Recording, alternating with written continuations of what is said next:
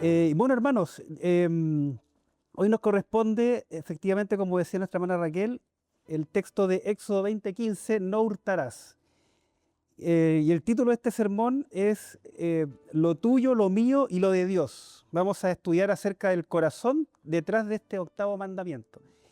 Y nosotros, bueno, también hicimos serie de sermones en Talca, la hicimos entre enero y febrero, y yo a modo de anécdota, pero mis hijos, cada vez ellos se dieron cuenta que mientras más corto el versículo es más largo el sermón, y ellos lo descubrieron después de los 10 mandamientos. Y ellos se asustan cuando de repente son dos palabras y dicen, ay, papá va a predicar ¿cuánto rato? Ya, pero no va a ser esta la ocasión, digamos. Ya, sí, pero vamos, la idea es que salgamos muy bendecidos de esta reunión, de este mensaje, y que por supuesto lo pongamos en práctica. ¿Y por qué ponerlo en práctica? Usted dirá, pero pastor, si yo no robo. En realidad, porque en la mentalidad moderna en general, eh, cualquiera de nosotros podría decir que este octavo mandamiento pareciera ser el más sencillo de cumplir. Yo creo que eso es lo primero que nosotros pensamos. Porque usted dirá, bueno, yo no soy ladrón de bancos, no asalto personas, o no estoy estafador, no soy estafador, o no robo, ¿cierto? Entonces, podríamos aparentemente pensar de que todos estamos limpios acá, ¿cierto? En función de esto. Pero desde la teología reformada y estudiando los catecismos y las confesiones y por supuesto la escritura, nos damos cuenta que la ley es espiritual y es mucho más profunda de lo que parece en la superficie. Recordemos que el problema no es la ley, sino que somos nosotros, ¿ya? Entonces estos mandamientos, y no solamente este mandamiento de no hurtarás, sino que todo el resto de los mandamientos, son como un espejo. Yo creo que esto ustedes se lo han repetido bastantes veces, lo han escuchado muchas veces, que los mandamientos son como un espejo. ¿Y por qué? Porque los mandamientos muestran nuestra realidad. Es mirarse al espejo y no estamos viendo cómo realmente somos. Entonces, de aquí se desprende otra cosa súper importante, y es que tenemos que poner especial cuidado, porque si la Escritura dice de manera explícita, no hurtarás, es porque el humano tiende a tomar lo que no es de él. Es por eso que, como dije recién, aparentemente es el más sencillo de cumplir, pero en la medida en que vamos estudiando nos damos cuenta que parece que no es tan simple como parece. El apóstol Pablo, en Romanos 7:7, nos dice lo siguiente. ¿Qué diremos pues? ¿La ley es pecado? En ninguna manera. Pero yo no conocí el pecado sino por la ley, porque tampoco conociera la codicia si la ley no dijera no codiciarás. Ahí podríamos reemplazar cualquier mandamiento, ¿cierto? La ley nos muestra, como dije recién, lo que somos. Y si aparece este mandamiento, no hurtarás, es porque nos está enseñando que ese pecado sí está en nuestro corazón. Y eso es lo que vamos hoy día a analizar. Este mandamiento no solo protege la propiedad privada, sino que también establece un principio cristiano que es la mayordomía, que el Señor nos muestra a través de su palabra. Y también nos enseña este mandamiento que si robamos, no solamente pecamos contra el prójimo, sino que también estamos cuestionando la providencia de Dios. Entonces, como primer punto de este mensaje, quiero invitarlos a que analicemos el fundamento teológico de este mandamiento, la propiedad de Dios. Como primer punto, respecto al no hurtarás, es el fundamento teológico que es la propiedad de Dios. Para entender que no debemos robar, primero tenemos que entender quién es el dueño de todo. Y hermanos, ¿quién es el dueño de todo? El Señor, ¿cierto? El Salmo 24:1, cuando comienza este encabezado, dice: de Jehová es la tierra y su plenitud, el mundo y los que en él habitan. Entonces, como primer fundamento teológico, tenemos que decir de que Dios es soberano y que todo es de él, absolutamente todo el cosmos es de él. Y el fundamento de este mandamiento es que nada es nuestro por derecho absoluto. Todo es un préstamo de la mano del Señor. Es interesante esto. Al final de cuentas, todo es un préstamo, todo es de Dios. No todo es nuestro en forma absoluta. Dios nos entrega elementos para que estos sean administrados de la mejor forma posible. Por eso yo recién hablé de la mayordomía. Por lo tanto, cuando miramos la idea de la propiedad privada, tenemos que siempre hacerlo desde la perspectiva de que todo es de Dios. Es como la salvación, hermanos. La salvación no es un derecho adquirido, sino que es un regalo de Dios.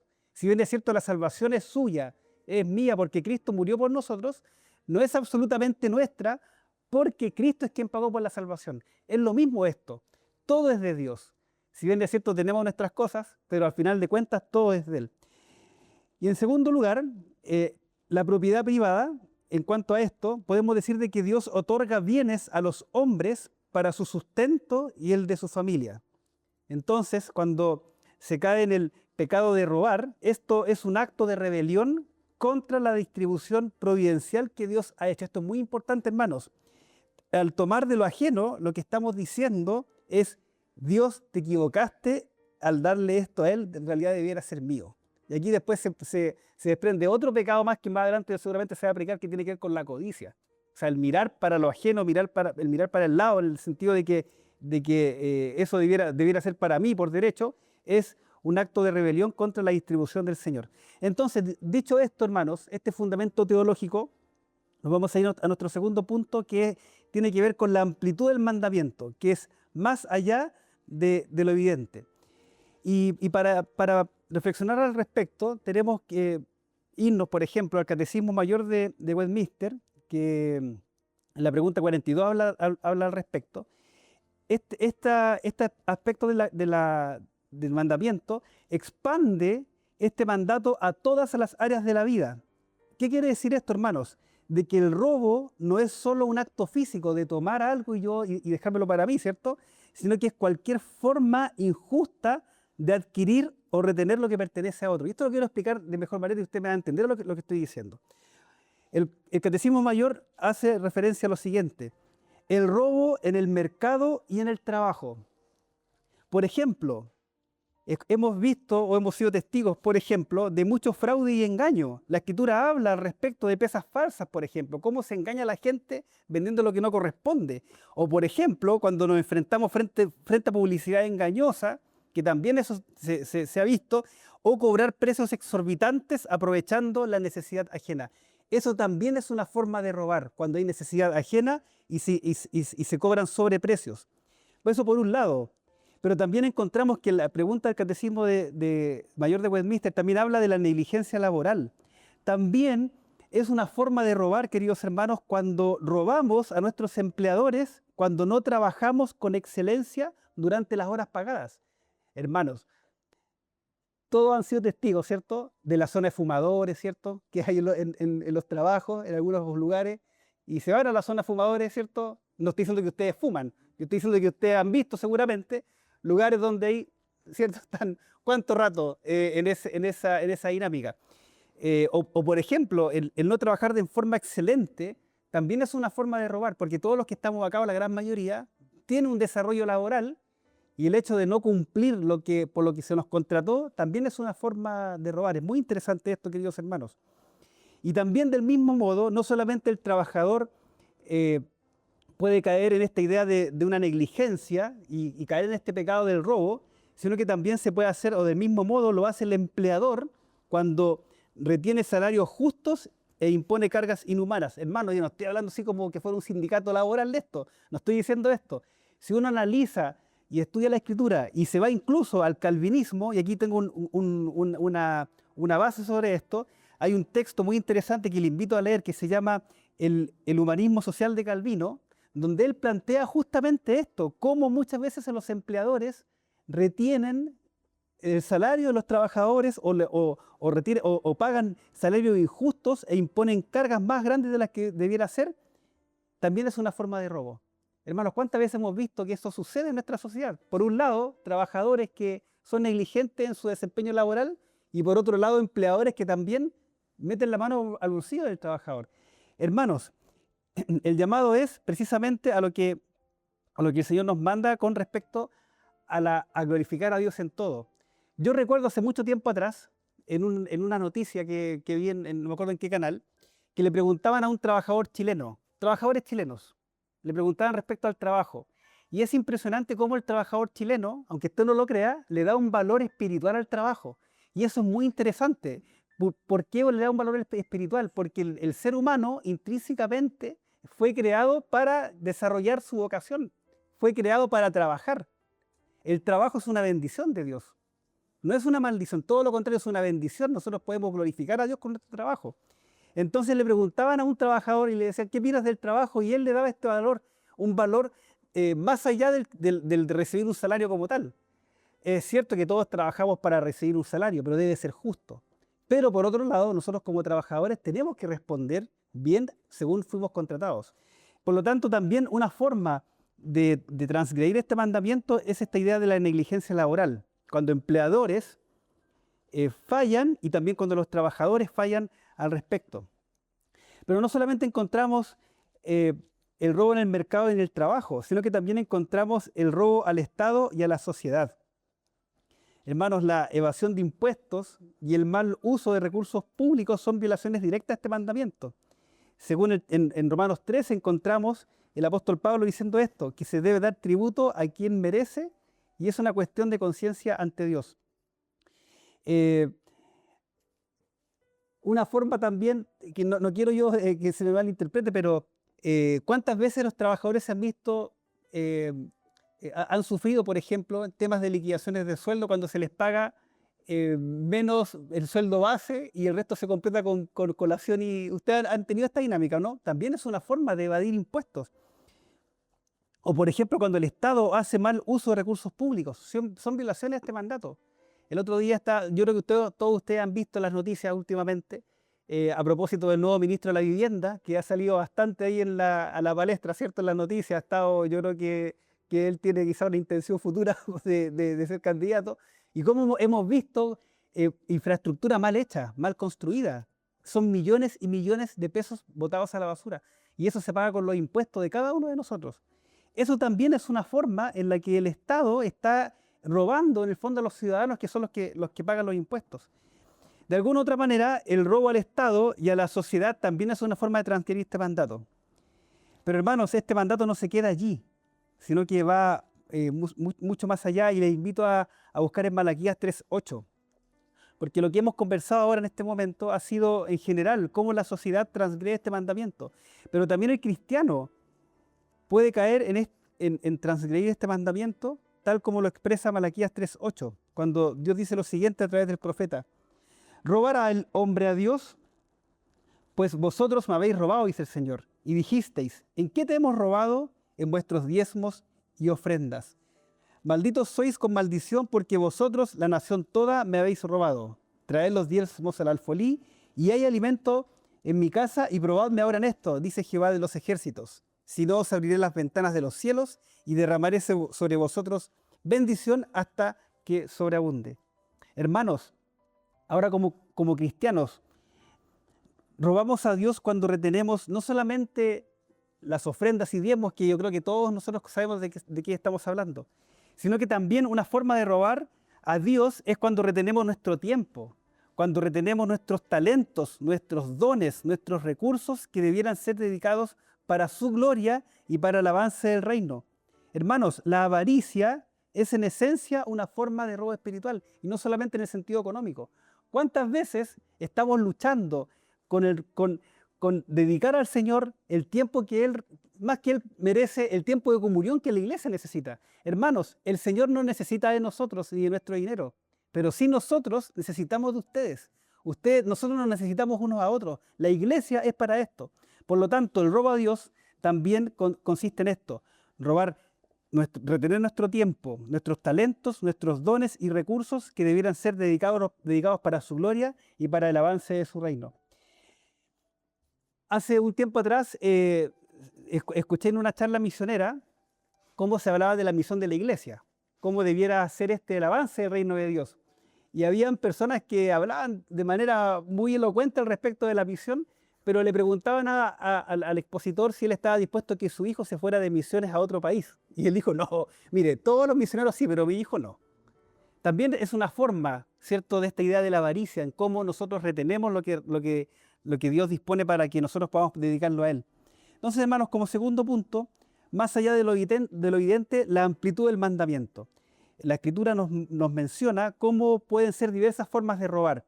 fraude o engaño, negligencia laboral, tanto del empleador como del trabajador, el robo al Estado o la evasión de impuestos y también el robo a Dios, que tiene que ver con el dinero, el tiempo y los dones que Dios nos da.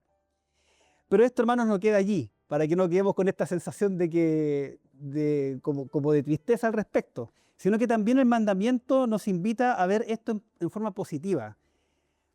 ¿Por qué robamos? Es la pregunta que debemos hacernos. En la teología, la Biblia nos enseña, nos enfatiza que el problema no es el objeto robado, sino el corazón que lo desea. Entonces, como tercer punto, el mandamiento en positivo. Dios nos invita con este mandamiento al deber de la generosidad. En primer lugar, respondiendo a la pregunta de que por qué se roba o por qué robamos, en primer lugar quizás encontramos una serie de descontento y desconfianza. Y hermanos, acá tenemos que meditar en esto, porque el robo nace de un corazón que no confía en que Dios va a proveer de lo necesario. Es muy interesante esto. Es decir, que el pecado de la desconfianza y descontento es un pecado contra la satisfacción en Dios. Hermanos, ¿acaso el Señor nos ha retenido a nosotros alguna bendición? No, ¿cierto? Dios ha derramado bendición sobre nuestra vida. En primer lugar, Él derramó la bendición de la salvación. ¿Qué más? ¿Qué mejor que eso, hermanos? El Señor derramó la bendición que es Cristo. El Señor derramó bendición que es la comunión de la iglesia. El Señor ha derramado bendición sobre nosotros. Por lo tanto, el mandato de la generosidad tiene que ver con esta idea de que estemos con un corazón contento y con una confianza en que en el Señor encontramos satisfacción plena. Por lo tanto, el ser no generoso nace de un corazón que no confía en que Dios va a proveer de lo necesario. Y también yéndose más en la profundidad del corazón, que yo creo que todos hemos escuchado al respecto, que tiene que ver con la idolatría. Cuando creemos que un objeto o una cifra en el banco nos dará seguridad que solo Cristo puede dar, hemos convertido el dinero en un ídolo o el objeto deseado en un ídolo. Hermanos, ¿acaso una cifra bancaria nos puede dar esa seguridad? Se puede ir así, de un momento a otro. Y eso justamente conversaba con mi esposa antes de venir para acá al respecto, cómo todos estamos tratando de buscar ahorrar. Yo creo que todos estamos en esa, ¿cierto? Tratamos de ahorrar, ¿cierto? Y nos cuesta a fin de mes, algo queda, se ahorra y después, al mes siguiente, se gasta. Así, se fue. Y después se junta un poquito más y tratamos de tener algo y después, ¡pum!, se va. Bueno, hermanos, nos damos cuenta que la seguridad no está en eso. No está en mi cuenta bancaria, que en realidad es muy pobre, y tampoco está en su cuenta bancaria. Ahí no puede estar la seguridad. No puede estar la seguridad. La única seguridad es la que solo Cristo nos puede dar. Es por eso que cuando se roba en el sentido desde el punto de vista de la avaricia, podemos caer en el pecado de convertir un objeto o el dinero en un ídolo. Por lo tanto, el octavo mandamiento está intrínsecamente ligado al primer mandamiento. ¿Se recuerda el primer mandamiento? No tendrás dioses delante de mí. Todos los mandamientos están ligados al primero. Y acá estamos frente a una gran tentación de convertir el dinero en un ídolo. Recordemos el texto de 1 de Timoteo 6:10, que el apóstol Pablo escribe lo siguiente: porque raíz de todos los males es el amor al dinero. Por lo tanto, ¿cuál es el aspecto positivo de este mandamiento? La ley de Dios no solo prohíbe el mal, es decir, si usted, por ejemplo, dice, ¿sabe qué, pastor? Yo después de este sermón me he dado cuenta que yo no robo. Excelente, ¿cierto? Si usted dice, yo no robo, quizá puede concluir eso al final de este mensaje. Pero el mandamiento no se queda ahí con el no robar, sino que también nos dice un aspecto positivo, que es trabajarás y darás. No es solamente no robar, sino que también ser generoso. El apóstol Pablo la escribe de la siguiente manera en Efesios 4:28. Pablo dice, el que hurtaba, no hurte más, sino trabaje para que tenga que compartir con el que tiene necesidad. A mí este versículo me deja pensando mucho, porque fíjese, el apóstol Pablo lo que está escribiendo, dice, el que robaba le está escribiendo a la iglesia. O sea, en la iglesia de Éfeso habían ex ladrones, ¿ya? Que se dedicaban a ese oficio, ¿ya? Entonces se lo puede entender, ¿o no? Dice Pablo, el que hurtaba, ya no lo haga más, como que fuera una acción que todavía la seguían haciendo. Eso es lo más increíble. Dice Pablo, si no, trabaje. Pero hay una razón para esto. Dice, para que tenga que compartir con el que tiene necesidad. Por lo tanto, hermanos, la santidad, con respecto a este mandamiento, la santidad no es solo tener las manos limpias de lo ajeno. Insisto, a lo mejor usted puede decir, ¿sabe qué, pastor? Yo en realidad nunca he robado ni un lápiz, nada, nunca, nada, nadie. Y eso lo aplaudo, por supuesto, excelente. Qué bien, hermano. Gloria a Dios por eso. Pero también hay otro aspecto, que es no solamente tener las manos limpias de lo ajeno, sino tener las manos abiertas para el necesitado. Ese es el objetivo. En la ética protestante, nosotros somos mayordomos, no somos dueños. El dinero y todos los objetos que Dios nos pasa a nosotros son instrumentos de Dios, no son el fin en sí. Si tengo más de lo que necesito, es para que pueda ser el canal de la providencia de Dios hacia otro. E incluso, hermanos, usted se ha puesto a pensar en esto, ¿usted tiene más de lo que necesita? Yo le aseguro que si usted se pone a pensar hasta en lo más profundo de su corazón, se da cuenta que sí, que en realidad que con lo que tenemos estamos bien. ¿Para qué más? Si el Señor nos da lo que necesitamos, hermanos. Y usted se ha puesto a pensar que qué pasaría si Dios le da más de lo que necesita ahora. ¿Cuál sería la tentación a lo mejor ahí? Justamente pasar a la avaricia, po, y quedarse con eso que a lo mejor no era necesario tener. Es por eso que Dios nos invita y nos llama a que seamos mayordomos y no dueños. Si tengo más de lo que necesito, es para que pueda ser bendición de la providencia de Dios hacia otra persona. Finalmente, hermanos, la solución del Evangelio. Lo encontramos de la siguiente manera. Y perdone la frase, pero recuerde que el mandamiento es un espejo y nos dice lo que somos.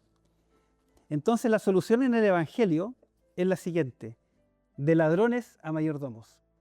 El Señor nos convirtió de ladrones a mayordomos. Y aquí tenemos que ir analizando más profundamente este punto, hermanos. Porque si somos honestos, si conversáramos aquí y si estuviera la grabación fuera acá, ¿cierto? Si somos honestos, los que estamos aquí en este templo, todos hemos robado. Todos hemos robado de alguna u otra manera, si no, no estaría el mandamiento expuesto acá. ¿Cómo quizás hemos robado? Tiempo, por ejemplo. Hemos robado quizá la gloria que le pertenecía a Dios, o también hemos robado en el afecto que le debíamos al prójimo. Entonces, bajo ese estándar de la ley, todos somos culpables. ¿Se acuerda el mandato de no cometerás adulterio? ¿Cierto? Que tiene algo muy similar a esto. Ah, pastor, yo nunca he cometido adulterio. Pero ¿qué dice Cristo con el estándar de la ley? Dice, si alguno ha mirado y ha pensado, ya está frito, ¿cierto? Entonces, esto es lo mismo, hermanos. Bajo el estándar de la ley, todos somos culpables. ¿Cuál es nuestra culpabilidad? La ley nos condena, hermanos, pero nos condena para llevarnos a Cristo. La ley nos muestra a Cristo. No podemos cumplir este mandamiento por esfuerzo propio porque nuestra naturaleza es egoísta. Quizá nunca hemos robado un objeto, pero como insisto, sí hemos robado tiempo, sí hemos robado dones. Si usted tiene un don que el Señor le dio y no lo está ejerciendo para el servicio en la iglesia, usted está robando también al prójimo. No podemos cumplir este mandamiento por esfuerzo propio porque nuestra naturaleza es egoísta. Por lo tanto, la obra es de Cristo. Y aquí volvemos a la introducción de este mensaje. Jesús, siendo el dueño de todo, hermanos, de todo, ahora que tenemos una perspectiva cosmológica que quizás no teníamos antes. Yo creo que quizás los hermanos que tienen más tiempo, más años, no se hubiesen imaginado el alcance de hoy en día que tiene la tecnología para ver el cosmos. Yo creo que todos hemos quedado impactados al respecto. Bueno, Jesús es dueño de todo eso, de todo. Y Él se hizo pobre para que nosotros fuésemos enriquecidos. El apóstol Pablo lo dice en 2 Corintios 8:9, que le invito también a leer. Dice lo siguiente: Segunda de Corintios 8:9. Porque ya conocéis la gracia de nuestro Señor Jesucristo, que por amor a vosotros se hizo pobre, siendo rico, para que vosotros con su pobreza fueseis enriquecidos. Jesús nunca robó. Jesús fue perfectamente honesto y aún así murió entre dos ladrones, recibiendo el castigo que nosotros merecíamos. Por lo tanto, hermanos, la transformación a la que tenemos que aspirar, solo cuando nuestra seguridad está en Cristo, repito, solo cuando nuestra seguridad está en Cristo, no en la cuenta Ruth, ¿cierto? Ahí cada uno sabe. Cuando nuestra seguridad está en Cristo, hermanos, el deseo de robar muere. Cuando nuestra seguridad está en Cristo, el deseo de robarle tiempo a Dios muere. Cuando nuestra seguridad está en Cristo, el deseo de no servir al Señor en la iglesia con mis dones también va a morir. Porque Cristo es nuestro tesoro y por eso ya no necesitamos quitarle nada a nadie. Hermano, no hay que codiciar nada ni robar nada porque en Cristo tenemos todo. Por lo tanto, mi identidad no está en lo que poseo, sino en que soy poseído por Él. Hermanos, nuestra identidad, la suya, la mía, no está en lo que poseo. No está en el auto que podamos tener. No sé quién tiene un auto de lujo acá. ¿Alguien tiene un auto de lujo? ¿Un Camaro o algo así? No, yo creo que no, ¿cierto? Sí, no sé. ¿Sí? ¿Hay un Camaro acá? Pero un auto full equipo, ya. Bien, hermano, que Dios le bendiga. No, pero ustedes me entienden lo que quiero decir, ¿cierto? Con este mensaje. Mi identidad no está en lo que poseo, ¿cierto? Ande a pie, yo me vine en bus recién de allá de Talca, da lo mismo, ¿cierto? ¿Por qué? Porque mi identidad está en quien me poseyó, que es Jesucristo. Todo deseo de robar, de hurtar, va a morir, porque mi posesión, yo le pertenezco a Cristo. Por lo tanto, como conclusión, el octavo mandamiento es un llamado a vivir con las manos abiertas. Nos invita a confiar en el Padre. Fíjense en esto, hermanos. Nos invita a confiar en el Padre que alimenta a las aves y viste a los lirios. Por lo tanto, tenemos que pensar en lo siguiente, como aplicación. Primero que todo, si alguien tiene algún negocio acá, tiene la bendición de ser un empleador, tiene una empresa, una pyme, excelente, muy bien. Tiene que examinar su negocio. ¿Hay algún rastro de injusticia o de engaño ahí? Si que alguien está en esa condición. Si alguien acá es trabajador, yo creo que quizá la gran mayoría somos trabajadores que nos ganamos los pesitos para llevar allá, ¿cierto? Tenemos que examinarnos. ¿Estamos trabajando en forma, según nuestro contrato, en forma excelente para la gloria de Dios? Tenemos que o estamos robando tiempo, o nos vamos a la zona de fumadores. Examinemos también nuestra generosidad, porque esa parte es no robar, ¿cierto? Pero también examinemos el aspecto positivo de este mandamiento. ¿Estamos reteniendo lo que Dios nos dio para bendecir a otros? ¿Estamos reteniendo lo que Dios dio para bendecir a otros? Examinemos nuestra generosidad. Y en tercer lugar, miremos a Cristo, el único tesoro que nadie nos puede robar y que satisface plenamente el alma es nuestro Señor Jesucristo. Los mandamientos nos invitan, queridos hermanos, a mirar a Cristo. Así que, como dice Pablo, el que hurtaba, ya por favor no lo siga haciendo, ¿ya? Que Dios les bendiga, amados hermanos. Que Dios nos ayude. Les invito a que tengamos un momento de oración. Señor, damos gracias por tu palabra, la cual hoy día en la cual hemos meditado, Señor. Te damos gracias porque a través de ella tú muestras nuestro corazón, muestras lo que realmente somos, Señor, y también muestras en lo que realmente fallamos. Si tu palabra dice no hurtar, es porque todos estamos acá, de alguna u otra manera hemos transgredido este mandamiento, por lo cual te pedimos perdón, Señor. Pedimos perdón porque quizás no lo hemos hecho con un objeto o no hemos robado dinero, pero sí, Señor, hemos robado tiempo y hemos robado la gloria que es tuya, Señor. Es por eso que te pedimos perdón, Padre Santo. Te pedimos perdón en forma individual y también como iglesia.